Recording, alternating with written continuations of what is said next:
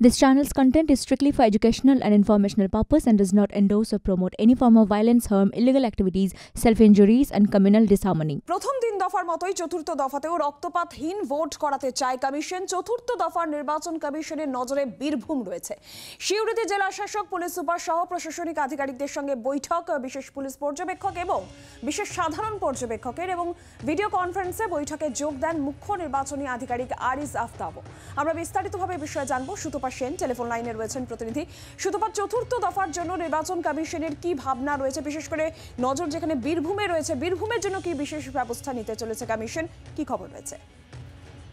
দেখো, যে 8টা কেন্দ্রে চতুর্থ দফা নির্বাচন রয়েছে তার মধ্যে গুরুত্বপূর্ণ হচ্ছে যে নির্বাচন কমিশন মনে করছে যে বীরভূম, কারণ বীরভূমের আগে যে ধরনের হিংসা দেখা গেছে, বিশেষ করে বুথের বাইরে হিংসার কথা কিন্তু শোনা গেছে। তার কারণ হচ্ছে অনেক ক্ষেত্রেই ভোটাররা অভিযোগ করেছিলেন যে গ্রামে গিয়ে তাদেরকে হুমকি দেওয়া হচ্ছে এবং বুথের দিকে যেতে দেওয়া হচ্ছে না। এই কথাটা মাথায় রেখেই কিন্তু নির্বাচন কমিশন এবার বাড়তি সতর্ক, বুথের বাইরে হিংসা আটকাতে, এবং সেই কারণেই কিন্তু বিশেষ পর্যবেক্ষক ইতিমধ্যেই বোলপুরে তারা দুজনেই ঘুরে এসেছেন, অর্থাৎ বিশেষ জেনারেল পর্যবেক্ষক এবং বিশেষ পুলিশ পর্যবেক্ষক তারা বৈঠকও করে এসেছেন ডিএমএসপির সাথে, এবং সেখানে পরিষ্কারভাবে জানিয়ে দিয়েছেন যে বুথের বাইরে এই হিংসা এবারে বরদাস্ত করা হবে না।